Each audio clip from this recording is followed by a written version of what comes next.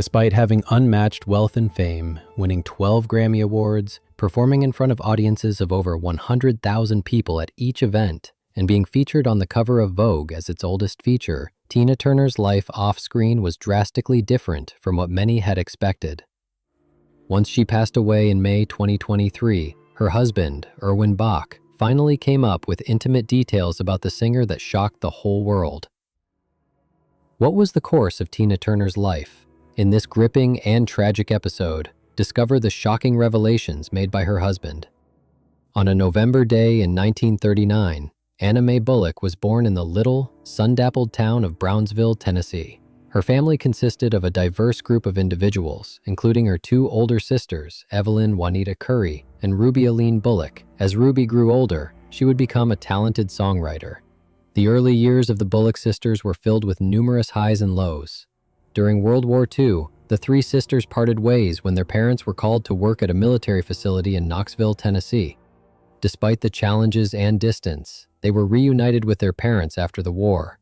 2 years later, the family moved back to Nutbush, where they lived in the close-knit community of Flag Grove until returning to Knoxville. From the 1st to the 8th grades, Anna Mae was a student at Little Flag Grove Elementary School. Her voice soars, and she was a vibrant and active member of the church choir at Spring Hill Baptist Church in Nutbush. Singing gave her joy and comfort, but a significant change in her life was on the horizon. At the age of 11, Anna Mae's life fell apart in 1950. Her mother, Zelma, quickly left her abusive marriage to Floyd in order to defend herself. Zelma left behind a young and bewildered Anna Mae and set out for independence in the bustling city of St. Louis. After 2 years, Floyd remarried and moved to Detroit with his new wife since he was unable to live alone. The choice was made to move Anna Mae, her sisters, and their maternal grandmother to Brownsville. The little child who would grow up to be the famous Tina Turner suffered much from her abandonment. Her autobiography, I, Tina, detailed how her parents made her feel unloved and unwelcome. Zelma had intended to travel long ago, but she had stayed with Floyd after finding out she was pregnant Anna Mae. Anna Mae put in a lot of effort as a domestic worker when she was a teenager because her grandmother was too old to take care of the Henderson family in Ripley, Tennessee. The days were long and pretty dull, but she had to work through them. As if things weren't hard enough, one day her peaceful routine was abruptly disrupted. While visiting the Henderson home, she received the heartbreaking news that her half-sister Evelyn and their Aunt Margaret had died in a car accident. Evelyn's death devastated Anna Mae with a large hole in her heart, but Vea miraculously survived. She said she felt like a piece of herself was gone. Anna Mae, a self-described tomboy, threw herself into her time at Carver High School in Brownsville in spite of this tragedy. To get away from the gloomy reality she was dealing with, she joined the cheer squad and played basketball for the women's team. She was much more devastated when her devoted grandmother passed away when she was 16. Despite her sadness, Anna moved to St. Louis to live with her mother. In fact, this change allowed her to start a new chapter in her life. When she graduated from Sumner High School in 1958, she had no clue what lay ahead. Following high school, Anna Mae worked at Barnes Jewish Hospital as a nurse's aide, treating patients with the same dedication to excellence that she had shown in all of her endeavors. But for Anna Mae Bullock, destiny had a grand scheme. Eventually, her path would lead her into the music business, where she would meet a guy who would change her life forever and open the door for her to become Tina Turner. 2 years before to graduating from high school, she saw Ike Turner perform with his band, the Kings of Rhythm, at Club Manhattan in East St. Louis. Anna Mae went up to Ike and asked if she might sing, despite the fact that few women had ever played with his band. Ike was impressed, but he never followed through on his pledge to get in touch with her. Unflinching, Anna Mae took advantage of her chance one night in 1956. During a break, she boldly grabbed the microphone held by drummer Eugene Washington and began singing the B.B. King blues hit, You Know I Love You. Everyone in the room was enthralled by the rich, lyrical sound of her voice.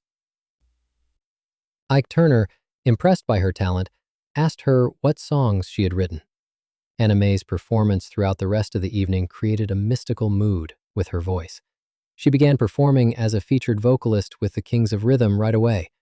At this time, Ike taught her the subtleties of vocal performance and control, which enabled her to turn her developing talent into something very remarkable. Despite working hard at the hospital, the young celebrity never strayed from her true love. On her nights off, she kept singing, performing as Little Anne at clubs alongside her sister. Box Top, Anna's first song, was recorded in 1958. She was given equal credit as a vocalist with Carlson Oliver, another member of the Kings of Rhythm, and Ike. These early performances and recordings marked the beginning of the journey from Anna Mae Bullock. In 1960, Anna Mae Bullock had a significant event in her life. Ike Turner wrote the song A Fool in Love especially for the singer Art Lassiter. Anna Mae was supposed to provide background vocals for Lassiter's group, the Ardettes. But on the day of the Technosonic Studios recording session, Lassiter did not show up. Since the studio time had already been paid for, Ike was at a loss. Seeing her opportunity, Anna Mae volunteered to take the lead. Ike reluctantly agreed to allow her to make a cassette, knowing that Lassiter would later replace her on vocals. As she began to sing, her powerful voice filled the room, and it was hard to miss the sincere emotion in her performance. Local St. Louis DJ jockey Dave Dixon was captivated after listening to the tape. He convinced Ike to send the tape to Juggy Murray, who runs the well-known R&B label Sue Records. Murray was surprised by Anna Mae's singing. Tina's voice sounded like gravel that was screaming. It was a curious sound, he said afterwards. Murray bought the tune and paid Ike a $25,000 advance for the recording and publishing rights, since he was so taken by the melody and Ike's unique voice. Murray spotted Anna Mae's promise and persuaded Ike to make her the program's star. Ike changed Anna Mae's name to something that more accurately captured the bold and brave personalities of the strong and courageous heroes Sheena, Queen of the Jungle, and Nyoka, the Jungle Girl. By combining his last name with the name Tina, which rhymed with Sheena, he came up with the well-known stage name Tina Turner. To protect his investment and make sure he could find a substitute performance in the event that Anna Mae chose to break up with him, Ike registered Tina Turner as a trademark. Despite the fact that it was just business, it seemed as if he did not value Anna for who she was. For him, she was only a source of income. When A Fool in Love reached the top of the pop charts, everything changed for the dynamic duo of Ike and Tina Turner. Their powerful music was favorably received by audiences, and they and their band quickly found themselves in high demand. Smash song after smash song was the result of their partnership, establishing them as up-and-coming artists. As they became more well-known, rumors and whispers began to circulate. Ike and Tina were said to be interested in activities outside music. The allegations were verified in 1962 when they traveled to Tijuana, Mexico to be married.